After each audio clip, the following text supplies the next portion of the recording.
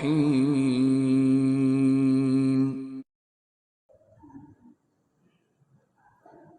السلام عليكم ورحمة الله وبركاته.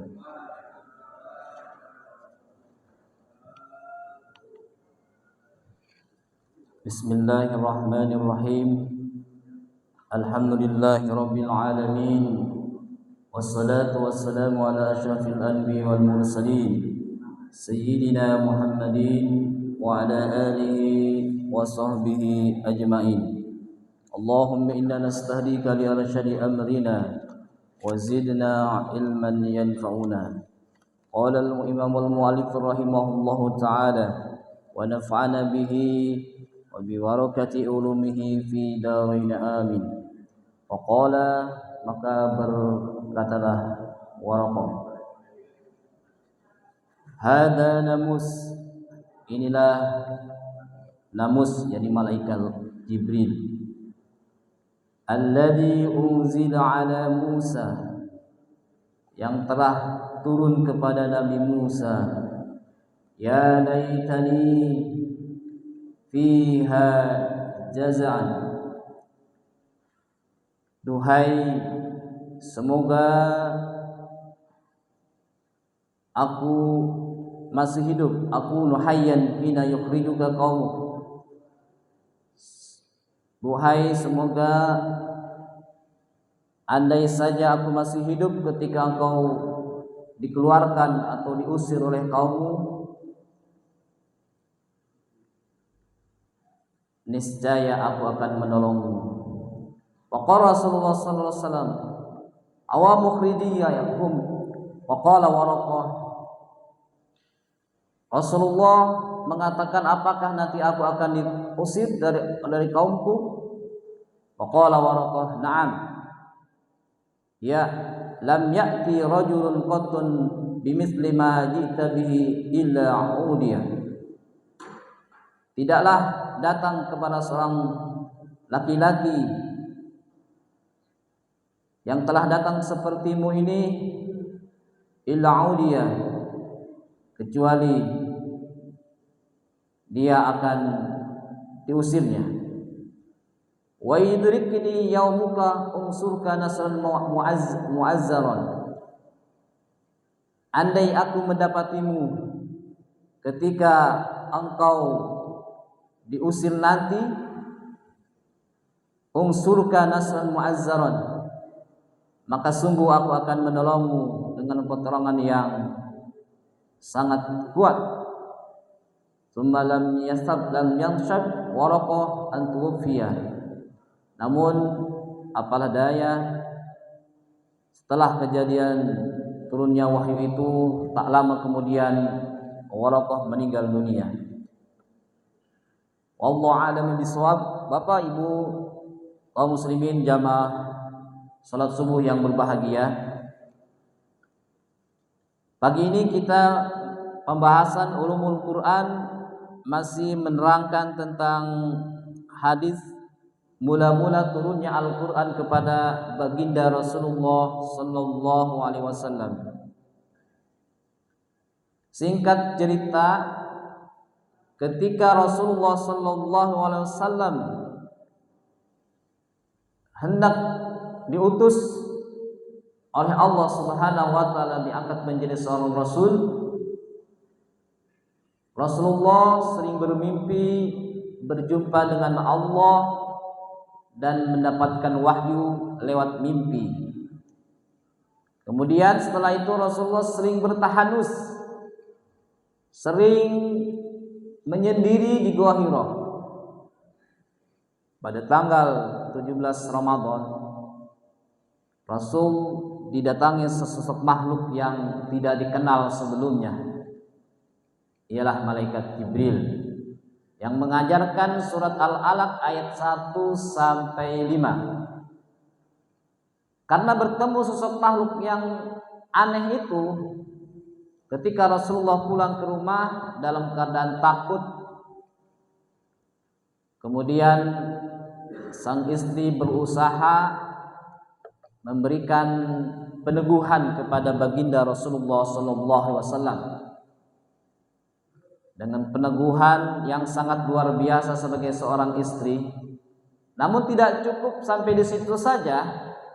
Akhirnya Sayyidah Khadijah mengajak Rasulullah untuk berjumpa kepada sepupunya, anak pamannya, yaitu Waraqah bin Naufal. Nah, inilah pembahasan pagi hari ini. Kita berfokus kepada orang yang bernama Waraqah bin Naufal. Kalau yang beredar, Waraqah ini orang sering menyebutnya paman Nabi, paman Siti Khadijah.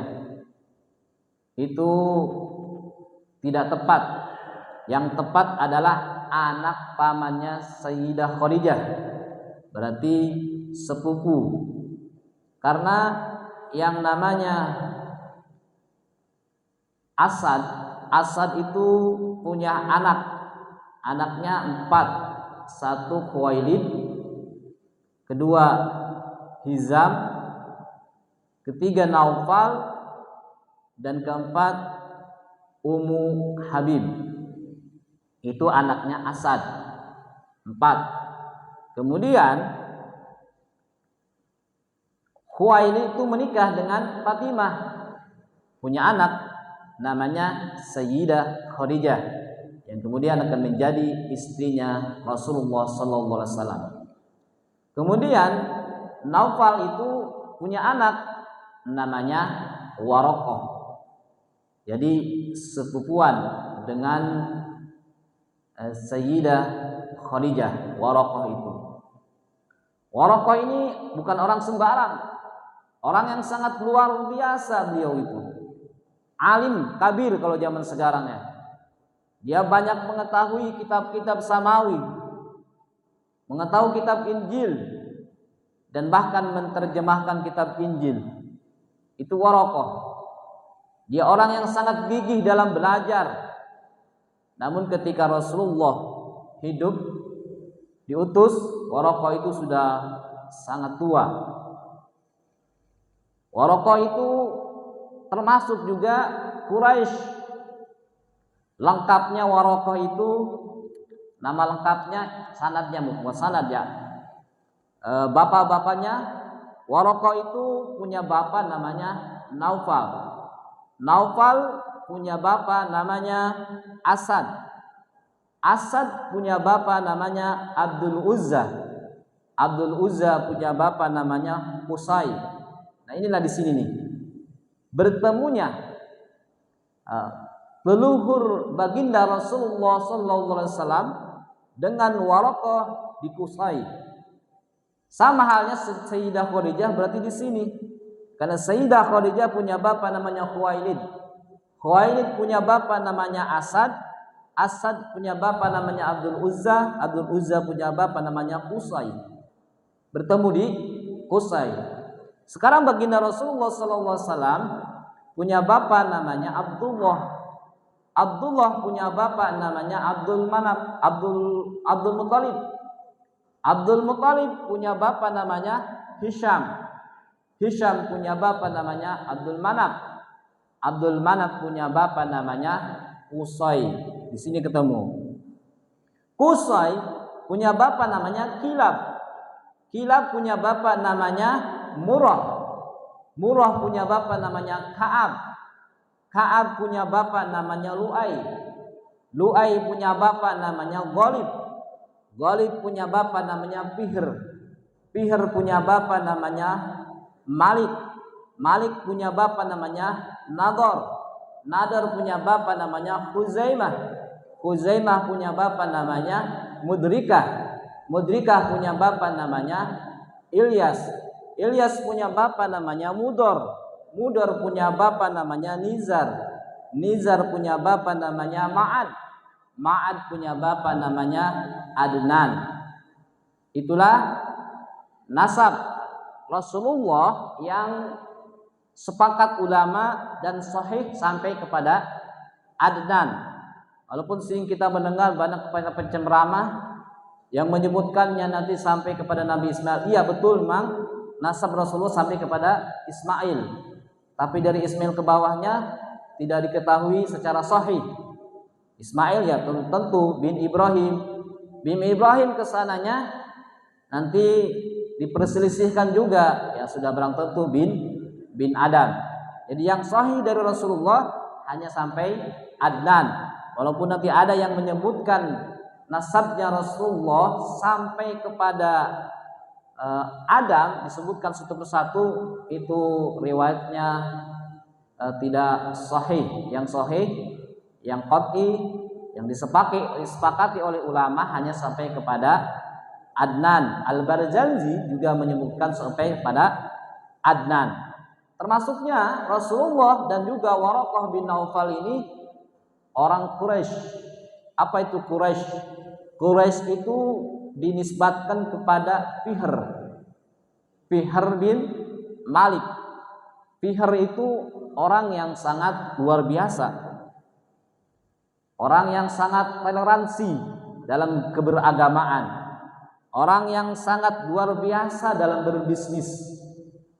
Yang namanya Jazirah Arab itu dikuasai oleh Fihr. Berpengaruh orangnya.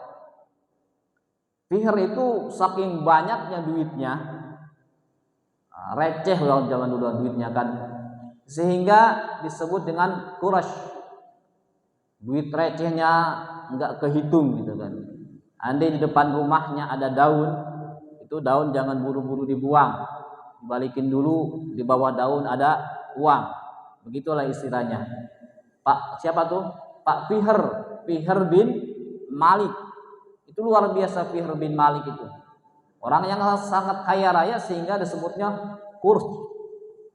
Orang yang berduit banyak, recehannya banyak sehingga dimasukkan di situ Quraisy.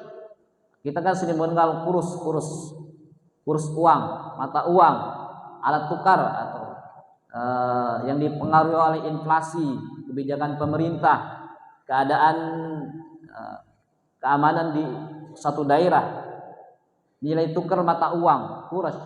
Karena Quraisy Pak Fihr itu duitnya banyak, disebutnya Pak Quraisy, orang mengenalnya, diistilahkannya, sehingga dari situlah disebutnya namanya ada suku Quraisy, suku yang dominan di kota suci Mekah.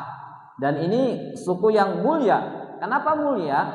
Karena orang-orangnya, anak keturunnya mulai dari Adnan, kemudian ke Ma'ad, Nizar, kemudian ke Ilyas, ke Mudrikah, kemudian ke Khuzaimah, dan kemudian ke Kinanah, Nador, Malik sampai ke Pak Fihr itu, Pak Quraisy, itu orang-orang yang sangat luar biasa, terkenal keilmuannya dan juga akhlaknya sangat luar biasa. Dan dia sangat, istilahnya kalau zaman sekarang itu tokoh pluralisme juga, tokoh toleransi juga. Dia kepada agama lain menghormati. Jadi pluralisme itu bukan berarti menyamakan semua agama, tapi menghormati keberagaman orang lain. Itulah tokoh-tokoh Pak Fihr itu. Kalau sekarang mungkin kita kenal Gus Dur, istilah orang pluralisme dan lain sebagainya banyak. Pak Nasar kita sering kenal orang toleransi sehingga diangkat jadi menteri itu kan. Nah itu memang orang-orang luar biasa. Ini keturunan-keturunan baginda Rasulullah SAW.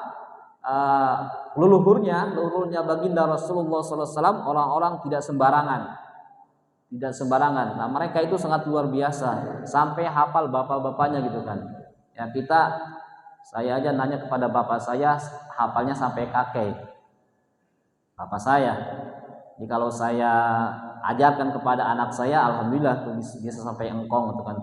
Sampai kalau saya nanti ajarkan kepada cucu saya, berarti bisa sampai kepada buyut atau keturunan. Nah sekarang bapak-bapak yang hadir ini, ke atasnya hafal berapa tingkat orang-orang tua kita? Ada yang hafal sampai Rasulullah nggak? Seperti Rasulullah. Wah ini repot ini. Kita sampai kakek aja kadang-kadang sudah hilang. Maka ilmu nasab itu ilmu waris ya, ilmu yang mula-mula hilang karena kita kurang peduli Cuma nanya aja, kalau masih bapaknya masih ada, nanya, "Bapak, nama kakeknya siapa? Terus nama engkongnya siapa? Nama buyutnya siapa?" Kalau sampai hafal 5 tingkat aja lumayan itu. Ya siapa tahu kita keturunan orang mulia nanti ke sana kan. Tapi kalau terus-terus ya repot juga kalau keturunan orang-orang jahat, wah repot itu. Ya, itulah Fihr Quraisy. Dari situlah orang-orang mulia kemudian bermunculan. Salah satunya adalah baginda Rasulullah sallallahu alaihi wasallam, juga Sayyidah Khadijah binti Khuwailid dan juga Waraqah bin Naufal. Jadi Waraqah itu bukan orang sembarang orang, dia orang mulia. Makanya Sayyidah Khadijah ketika suaminya mendapatkan sesuatu yang aneh, sesuatu yang belum dialami sebelumnya, berjumpa dengan makhluk yang sangat aneh, yakni malaikat Jibril, beliau bertanya tak sungkan-sungkan kepada sepupunya, orang yang dituakan di keluarganya, yaitu Waraqah bin Naufal. Istilahnya itu konsultasi kalau zaman sekarang. Nah, inilah hikmah yang harus kita pelajari dari sini. Sayyidah Khadijah membawa kepada sepupunya terkait tentang Rasulullah, padahal Rasulullah kan orang hebat, tapi kenapa masih membawa kepada keluarga yang dituakan? Nah, inilah hikmah, salah satu hikmah yang harus kita petik. Jadi prediksi yang dilakukan oleh Waraqah ketika Nabi Muhammad dibawa kepadanya, wah ini Khadijah, kata Waraqah, ini bukan orang sembarangan. Bahwa Muhammad ini, suamimu ini adalah sebagai seorang rasul yang diutus oleh Allah di akhir zaman. Itu kata Waraqah. Dari mana dia tahu begitu? Waraqah dari mana? Iya dari Injil. Karena orang yang giat belajar, giat membaca, sehingga tahu ini. Sementara Injil ngasih tahu bahwa nanti di akhir zaman itu akan datang seorang rasul dan ciri-cirinya ini nanti akan begini sampai nanti akan diusir oleh kaumnya. Itu diceritakan di Injil. Al-Quran sendiri memberikan informasi, memberikan endorse ya zaman sekarang, memberikan informasi bahwa di Injil itu Nabi Muhammad disebutkan namanya. Tadi itu ayat surat As-Saff yang kita baca pada surat subuh. Wa idh qala Isa ibn Maryam ya bani Israil inni rasulullah ilaikum musaddiqan lima baina yadayya minat Taurat wa mubasysyiran bi rasulin min ba'di ismuhu Ahmad. Injil itu salah satu isinya itu memberikan informasi, memberikan kabar gembira bahwa nanti di akhir zaman akan ada seorang nabi namanya Ahmad. Kata ibu-ibu, oh bukan itu bukan Muhammad, Ahmad, beda. Kalau kita baca Dalailul Khairat yang dikarang oleh Muhammad bin Sulaiman Al-Jazuli, nama Nabi Muhammad itu ada 200 nama. Kalau bapak ibu cucunya kepengen namanya seperti Nabi Muhammad, ada tuh di Dalailul Khairat namanya ada 200. Satu aja kita ambil berarti itu nama Nabi Muhammad. Ahmad, ada Toha, ada Yasin, itu nama Nabi Muhammad. Banyak, itu ada 200. Itu Al-Quran menginformasikan wa mubasysyiran mim ba'dismu Ahmad, memberikan kabar gembira akan datang seorang rasul setelahku, setelah kita semua ini. Kata Nabi Isa namanya Ahmad. Ahmad itu af'alut tafdil kalau istilah bahasa kita itu, bahasa balaghahnya itu. Kalau kita kan sholat itu Allahu Akbar, Allah Maha Besar. Besar itu kan bahasa Arabnya kabir, kabirun, besar.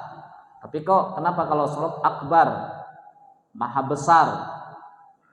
maha besar. Kalau kabir besar, kalau akbar berarti maha besar. Kalau Muhammad itu orang yang terpuji, orang banyak yang memuji. Kalau Ahmad sangat terpuji, begitu. Af'alu tafdil. Ahmad. Itu Injil, Al-Quran sendiri menginformasikan bahwa di dalam Injil nama Nabi Muhammad sudah disebutkan dan diinformasikan kepada Bani Israel. Mereka percaya itu. Yang percaya kepada Injil, mereka percaya bahwa nanti akan ada Nabi akhir zaman. Bahkan oleh orang-orang Yahudi, orang Yahudi Bani Khaybar, karena dia sering perang oleh Yahudi Bani Ghatfan, sering perang itu. Mereka ketika perang itu selalu bertawasul. Apa itu tawasul? Tawasul itu memohon kepada Allah dengan menyebutkan nama Nabi Muhammad SAW. Dalam Al-Quran itu ada. Wa kanu min qablu yastaftihuna 'alal ladzina kafaru. Falamma ja'ahum ma'arafu kafaru bih.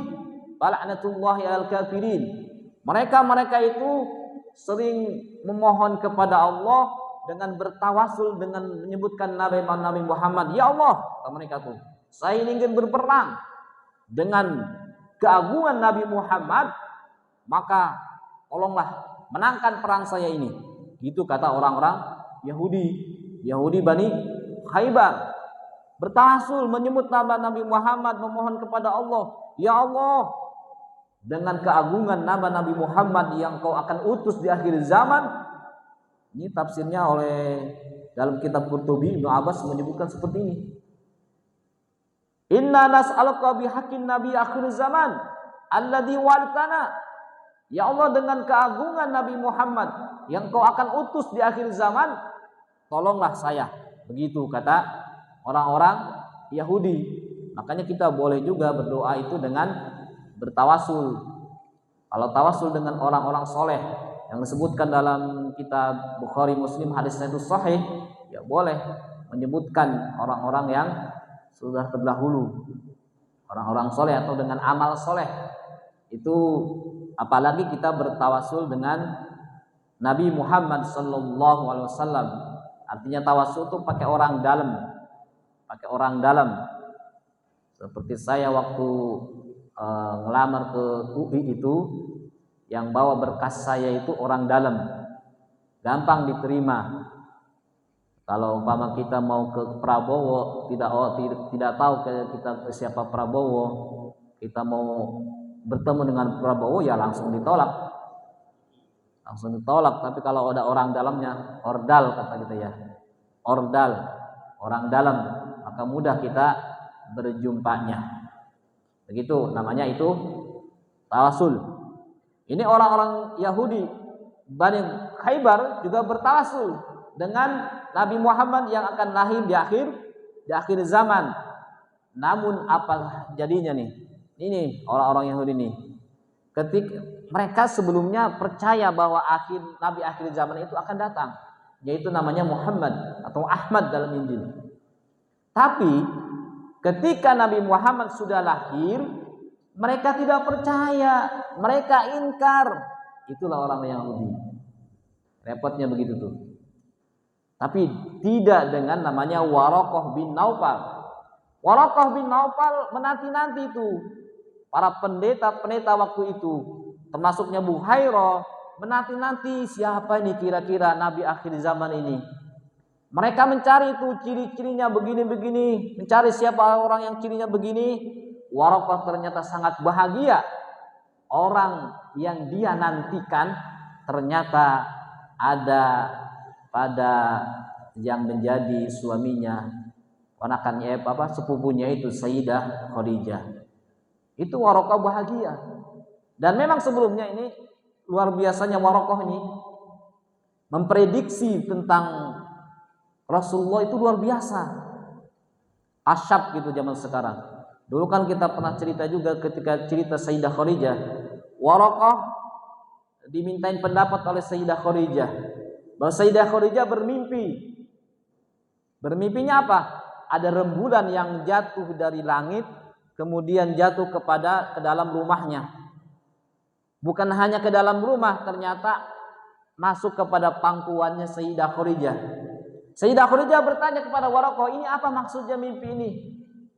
Kata Waraqah, ya Sayyidah Khadijah, ini mungkin nanti Nabi akhir zaman itu akan segera datang. Dia akan masuk ke dalam rumahmu, artinya Nabi akhir zaman itu akan menjadi suamimu. Wah, Khadijah kan senang banget itu mendengar seperti itu. Itu prediksi Sayyid Waraqah bin Naufal. Nah, yang kedua ternyata ini juga di sini disebutkan bahwa Waraqah bin Naufal memprediksi Rasulullah. Karena Rasulullah itu mendapatkan wahyu, yaitu surat Al-Alaq waktu itu. Jadinya Waraqah bin Naufal tahu bahwa inilah nanti akan diusir oleh kaumnya. Makanya kemudian setelah Nabi Muhammad berdakwah di kota suci Mekah selama 13 tahun, itu Nabi Muhammad akhirnya hijrah. Hijrah kemana? Ke Madinah. Waktu itu namanya Yathrib. Inilah perkara yang diprediksikan oleh Waraqah bin Naufal, bahwa Rasulullah SAW karena mendapatkan yang serupa dengan hal yang didapatkan oleh Nabi Musa, oleh nabi-nabi sebelumnya, Rasulullah akan diusir oleh kaumnya. Terbukti apa yang dikatakan oleh Waraqah bin Naufal. Inilah hal yang sangat luar biasa dari orang yang bernama Waraqah bin Naufal. Lalu apa peranan Waraqah bin Naufal terhadap Rasulullah Sallallahu Alaihi Wasallam?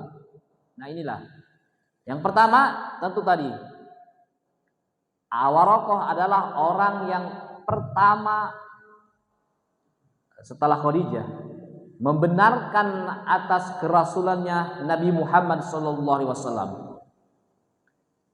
Kalau orang-orang Yahudi tadi, dia percaya akan ada akhir zaman, Nabi akhir zaman. Tapi ketika Nabi akhir zaman itu akan turun, tidak percaya. Waraqah bin Naufal, ketika Nabi Muhammad SAW mendapatkan wahyu yang pertama, dia mengatakan dengan begitu yakinnya bahwa betul ini Rasulullah, ini adalah Muhammad namanya. Itu Waraqah bin Naufal. Ketika Khadijah membawa Nabi Muhammad kepada Waraqah bin Naufal, seketika itu juga Waraqah bin Naufal membenarkan 100%, tidak ragu lagi, engkau adalah seorang Rasulullah. Sehingga Rasulullah tambah yakin, tambah kuat, tambah semangat bahwa risalah yang diembannya ini harus disampaikan. Sejak inilah Nabi Muhammad SAW bukan hanya sekedar Nabi doang. Dia sudah dilantik, juga sudah dinobatkan sebagai Rasulullah. Bedanya Nabi dengan Rasul itu kan, kata Syekh Zainuddin Al-Malibari dalam kitab Fathul Mu'in, Nabi itu insanun rajulun hurrun aw halla bi syar'iyyin walam yu'mar bi tablighihi. Wa in amara bi tablighihi bahwa nabiyyun wa rasulun. Itu bedanya Nabi dan Rasul. Nabi itu adalah seorang anak manusia laki-laki yang merdeka, yang diberikan wahyu kepadanya, tapi tidak disuruh untuk menyampaikannya. Itu Nabi. Tapi kalau Rasul, wa in amara bi tablighihi rasulun, jika diperintahkan untuk menyampaikannya, maka itu adalah Rasul juga. Nabi juga, Rasul juga. Kan banyak Nabi. Nabi itu banyak sekali. Rasul juga jumlahnya banyak sekali. Tapi yang disebutkan dalam Al-Quran hanya 25 Nabi dan Rasul. Seperti Nabi Daniel, itu Nabi itu. Makanya di Alexandria itu, dekat Luqman Al-Hakim. Itu Nabi, tapi bukan Rasul. Dia diberikan wahyu, tapi tidak disuruh disampaikan kepada umat. Nah, ini Rasulullah ketika ditanya, "Mata kunta nabiyan ya Rasulullah?" Sejak kapan kau diangkat menjadi nabi? Kunta nabiyan wa adan lamun zalilun bainal ma' wa tin. Aku diangkat menjadi nabi, Adam itu belum diracik apa-apa. Jadi sejak dulu kalau diangkat menjadi nabinya sejak dulu, tapi dilantiknya belum. Kapan dilantiknya? Yaitu pada tanggal 17 Ramadan itu ketika wahyu itu turun. Sekaligus diangkat menjadi seorang rasul. Artinya seorang rasul berkewajiban Nabi Muhammad untuk menyampaikan risalah yang diturunkan oleh Allah Subhanahu wa taala. Itu rasul. Kalau diangkat menjadi habib kapan tuh? Habib Al-Habib, bukan Habib yang anak cucu Nabi. Nabi gelarnya itu kan Al-Habib, Habibullah. Kalau Nabi Ibrahim Khalilullah, kalau Nabi Musa Kalimullah. Kapan diangkat sebagai Habibullah? Yaitu saat Isra dan Mi'raj. Kalau diangkat menjadi Rasul, yaitu saat mendapat wahyu pertama di Gua Hira. Kalau diangkat sebagai nabi, lamun zadilun bainatin wal ma wal adam lamun zadilun bainal ma watin. Itu diangkat menjadi nabi. Kalau diangkat menjadi rasul ketika mendapatkan wahyu. Jadi tegas itu. Waraqah bin Naufal secara tegas mengakui kenabian dan kerasulan Nabi Muhammad sallallahu alaihi wasallam. Ini luar biasa karena Waraqah bin Naufal melihat ciri-ciri seorang nabi akhir zaman yang dia pelajari dari kitab Injil itu ada pada Nabi Muhammad sallallahu alaihi wasallam. Sehingga ketika Sayyidah Khadijah membawanya kepada Waraqah bin Naufal, ketika Nabi Muhammad merasa ketakutan karena bertemu dengan malaikat Jibril, maka makin yakin Waraqah bin Naufal bahwa dia adalah seorang nabi dan rasul. Ini memberikan, selain itu juga, selain memberikan keteguhan, keyakinan kepada Nabi Muhammad, sehingga memberikan dukungan moral kepada Nabi Muhammad sallallahu alaihi wasallam. Nabi, walaupun seorang nabi, karena ada sifat basyariahnya, juga adalah setakut. Ini ada hikmah juga yang harus kita ambil. Ada hikmah yang tersimpan di sini. Kenapa? Nabi Muhammad kan doanya terijabah. Doanya makbul. Orang baik. Itu Nabi Muhammad. Tapi kenapa Allah menimpakan kesedihan kepada Nabi Muhammad? Kenapa Allah memberikan musibah Nabi Muhammad? Padahal doanya mustajab. Nabi Muhammad sekali berdoa mengangkat tangan itu dijabah oleh Allah Subhanahu wa taala. Tapi kenapa Nabi Muhammad merasa sedih termasuk ketika mendapatkan wahyu pertama? Kenapa Nabi Muhammad mendapatkan musibah? Nah, ini namanya dalam jiwa Nabi Muhammad ada namanya sifat basyariyah. Muhammadun basyarun walaysa kal basari. Nabi Muhammad itu ya manusia, tapi tidak sama seperti kita. Muhammadun yakutun wan nasu kal hajari. Nabi Muhammad itu adalah ibarat intan mutiara, sementara kita manusia banyak ini adalah ibarat batu koral. Satu intan mutiara yang kecil, batu koral setruk masih mahalan intan mutiara. Itulah baginda Nabi Muhammad sallallahu alaihi wasallam. Nabi Muhammad kena musibah, kena kesedihan, padahal doanya mustajab. Ini ada apa ini? Nah, ini supaya kita nih pengikutnya tidak menganggap bahwa Nabi Muhammad itu adalah sebagai Tuhan.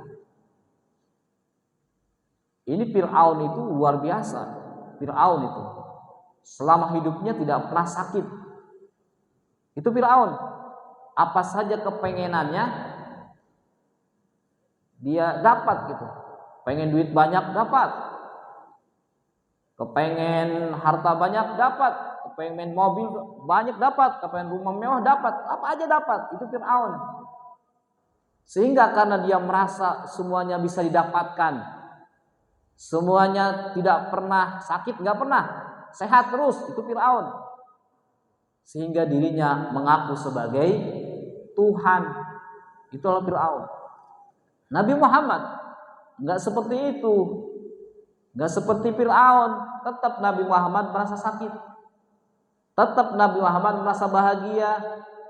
Tetap Nabi Muhammad ada kalanya mendapatkan musibah, ada kesedihan. Inilah hikmahnya. Supaya kita sebagai umatnya tidak menganggap bahwa Nabi Muhammad adalah sebagai Tuhan, seperti yang dituduhkan oleh orang-orang Bani Israel kepada nabinya Nabi Isa, hanya lantaran bahwa Nabi Isa itu terlahir dari seorang ibu tanpa ayah, dianggap jadi Tuhan. Padahal kalau dibandingkan yang hebat itu lebih hebatan Adam. Nabi Adam itu lahir tanpa ayah, tanpa ibu. Mestinya itu yang dianggap sebagai Tuhan. Kalau Nabi Isa lahir tanpa ayah dengan ibu, udah dianggap Tuhan. Padahal ada yang lebih hebat lagi daripada Nabi Isa.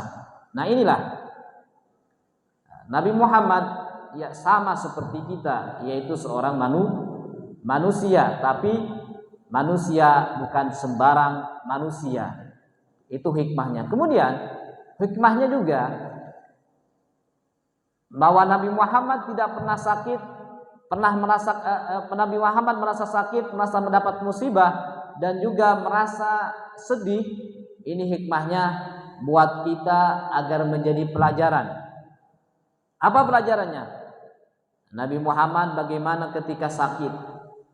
Nabi Muhammad perlakuannya bagaimana ketika mendapatkan musibah. Nabi Muhammad bagaimana ketika sedih. Itu supaya dicontoh oleh kita. Makanya Al-Quran merintahkan fasbir sabran jamilah kama sabaru ulul azmi. Fasbir kama sabaru ulul azmi, itu perintah Al-Quran.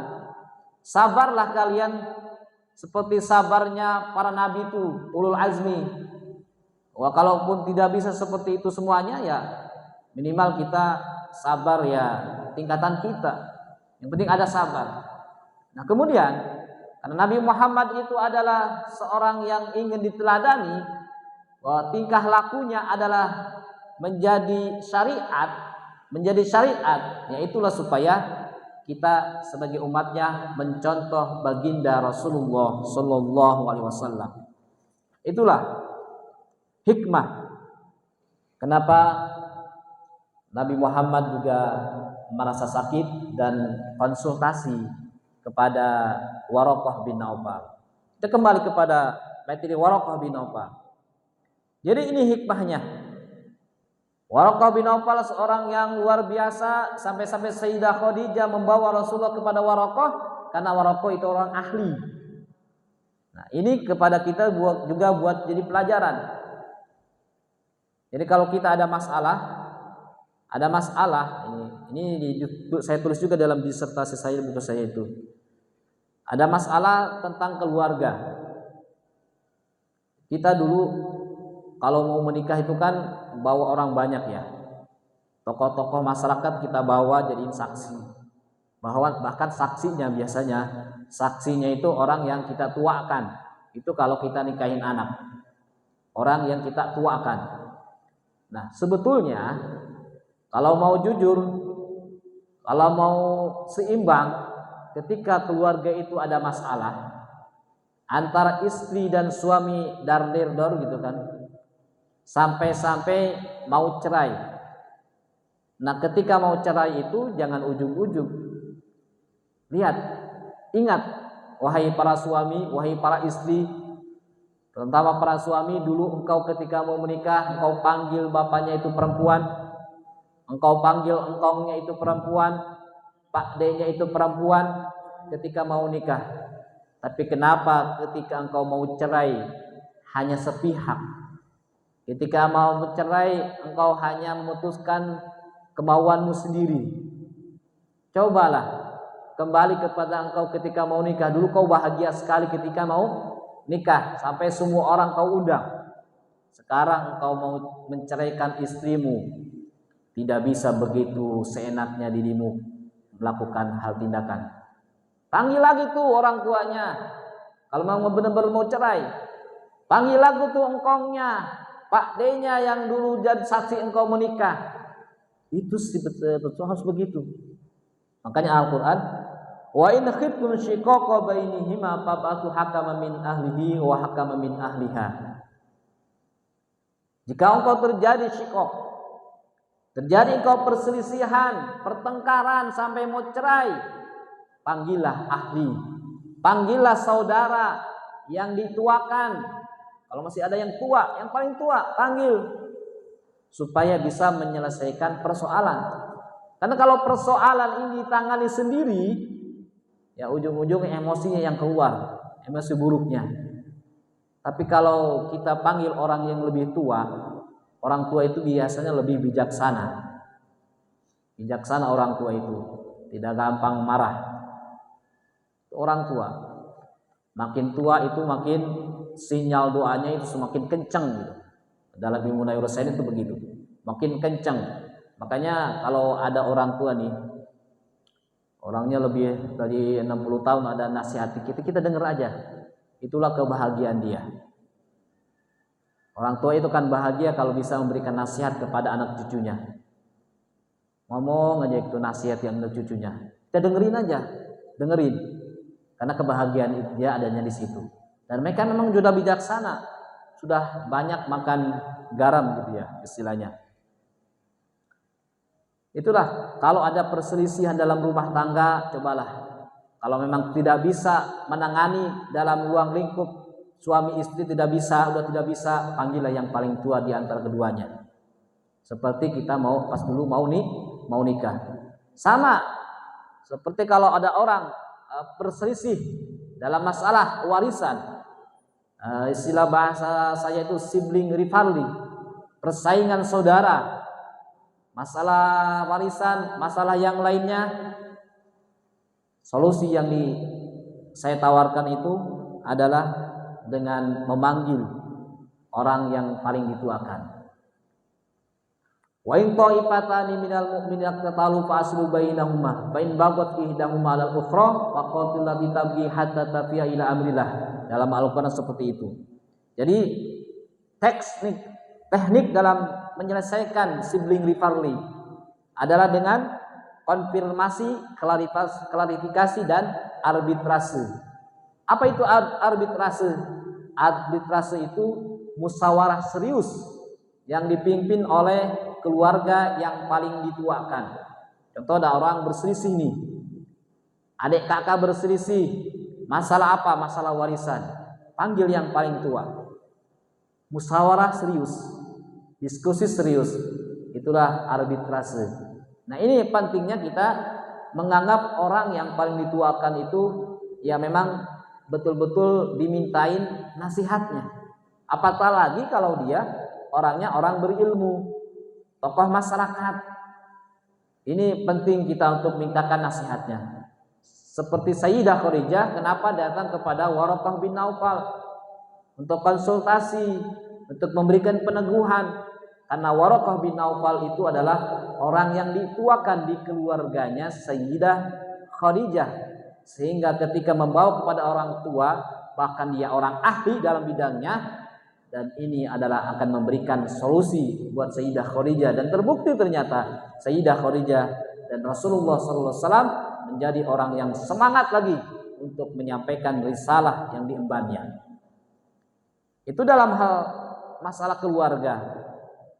Dalam masalah hal-hal yang lain juga perlu kita konsultasi kepada ahli. Kalau memang dia ahli, tidak menganggap bahwa dia itu orang Kristen, orang lainnya, orang Hindu, Buddha dan orang apa kek agamanya berbeda dengan kita, dia tidak ada masalah kalau dia ahli. Contoh kita sakit, ada dokter yang ahli dalam bidang itu, umpama dokternya Kristen. Apakah kita perlu berobat kepada dia? Ya silakan, tidak mengapa. Yang kita tanyakan adalah, ia ngerti nggak bahwa penyakit ginjal? Ngerti nggak? Ngerti. Ya nggak apa-apa. Walaupun dia tidak Muslim, tidak apa-apa. Itu namanya pentingnya kepada orang yang yang ahli. Jangan sakitnya sakit ginjal lalu konsultasinya kepada Pak Ustadz. Ya Pak Ustadz cuma bisa bacain Yasin doang. Ya. Jadi dia tidak mengapa walaupun kita berobat kepada orang non muslim, yang penting dia ahli di bidang itu. Ada orang ngomong sendiri, ada orang sudah lama belum bisa ngomong, gagu gitu ya. Ada orang ngomong sendiri, gila, ya bawanya ke Grogol, jangan dibawa ke rumah sakit Premier Bintaro, salah masuk nanti. Yang ada nanti orang-orang di situ malah diobrak-abrik sama dia, bawanya ke Grogol.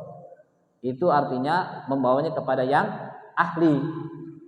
Konsultasi, psikiater, ada psikolog dan lain sebagainya. Ini penting. Makanya nih di luar negeri itu banyak sekali tempat-tempat konsultasi. Banyak tempat konsultasi.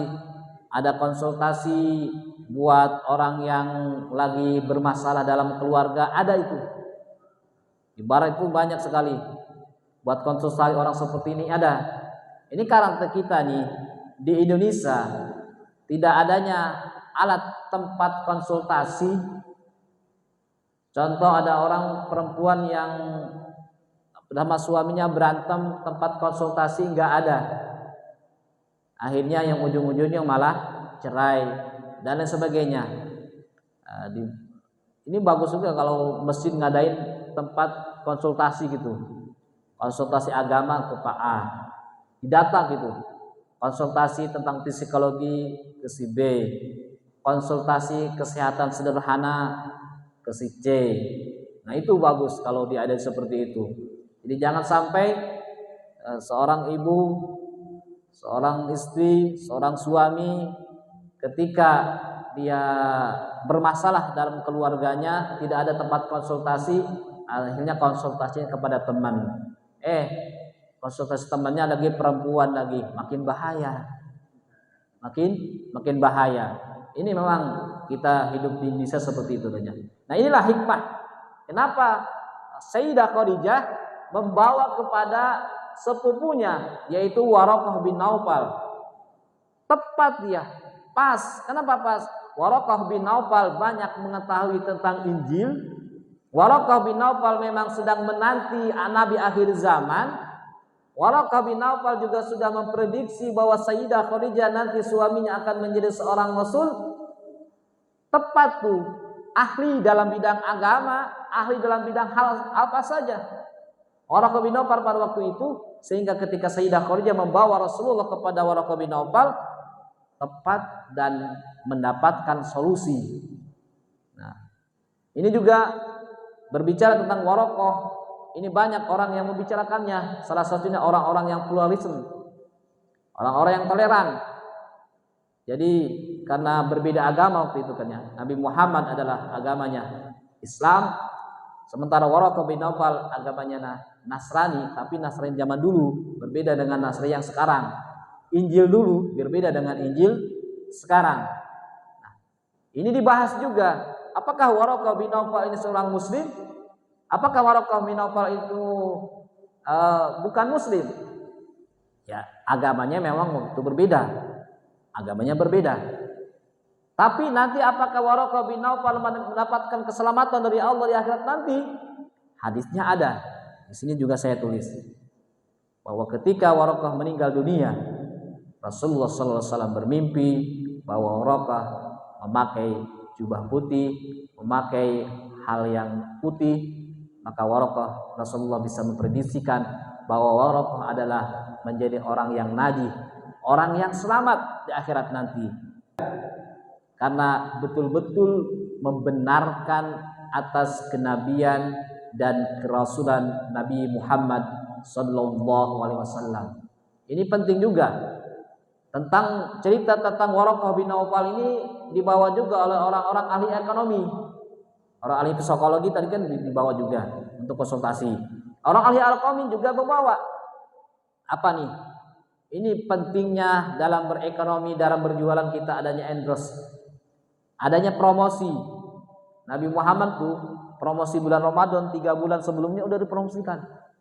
Allahumma barik lana fi Rajab wa Sya'ban wa balighna Ramadan. Ramadan udah disebut-sebut. Orang-orang ini diikuti oleh orang-orang yang jualan apa tuh? Jualan es teh, bukan es teh ya. Lagi kan tren namanya es teh. Jualan sirup. Sirup itu sebelum Ramadan sudah diiklanin. Nah, itu di endorse. Itu diiklanin, dipromosikan.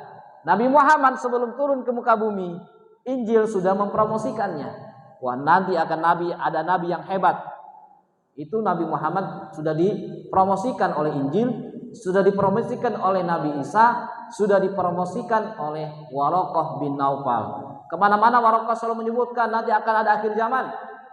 Nah, inilah dari sini juga penting buat para pembisnis, buat para penjual, jangan ragu-ragu untuk men-share jualannya, untuk mempromosikan bisnisnya lewat ngomong langsung atau lewat WA, lewat sosial media. Itu jangan ragu untuk mempromosikan barang-barang kita. Inilah dari sini, dari kita mempelajari Waraqah bin Naufal, betapa Waraqah bin Naufal menyebut-nyebut Nabi Muhammad akan ada nabi akhir zaman.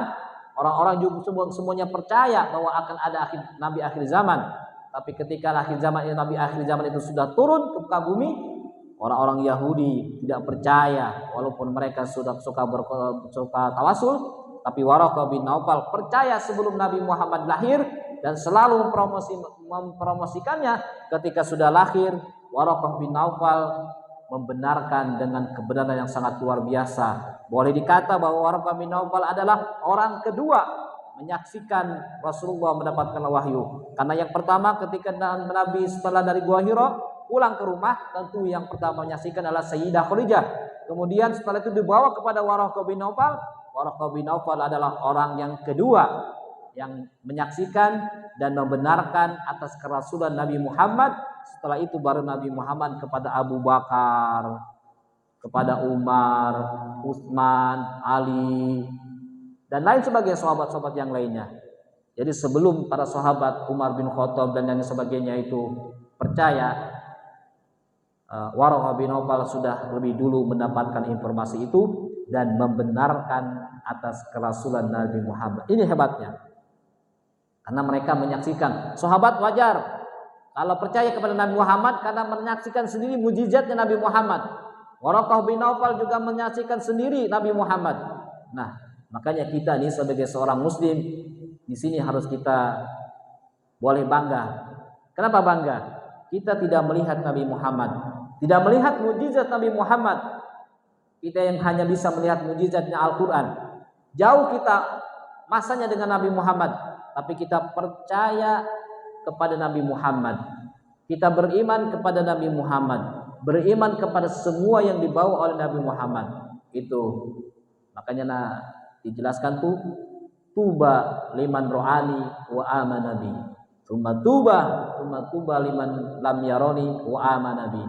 Berbahagialah orang yang melihatku lalu dia beriman kepadaku. Lalu berbahagialah orang yang tidak melihatku tapi dia beriman kepadaku. Nah, inilah kita orang muslim yang ada di akhir zaman ini. Itu saja mungkin yang kami sampaikan pada pagi hari ini, sehingga dengan pertemuan membahas tentang Waraqah bin Naufal ini, boleh dikata hadis tentang turun wahyu pertama ini sudah tuntas kita bahas sedetail-detailnya, sehingga nanti masih banyak bahasan yang harus kita bahas. Itu terkait dengan perdebatan para ulama tentang wahyu pertama turun. Jadi bukan ini doang, bukan surat Al-Alaq doang. Masih ada perdebatan ulama apakah surat ini, apakah surat ini. Nah, nanti saja, tidak pagi ini kita berdoa. Alhamdulillahirabbil ghururi wal fatihil umuri wa hamaqatil umuri wa salatu qada wa ma wa salamu tamama ala man yaji imama wa li ali akhitama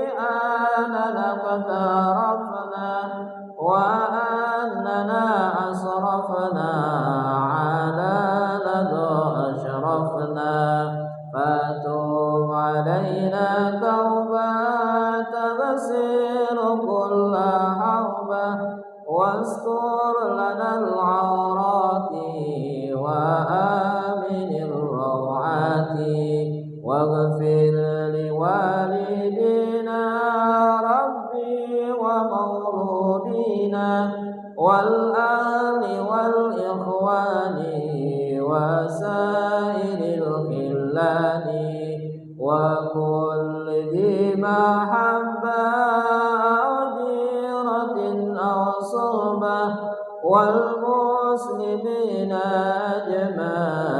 أجمعين ربي يسمع فضلا وجودا منا لا باكتساب منا بالمصطفى الرسول نهضى بكل سول بالمصطفى الرسول نهضى بكل سول بالمصطفى الرسول نهضى بكل سول صلى وسلم ربي عليه عند الحب وآله وصحبه عداد طش الصحب والحمد لله في البال والثناء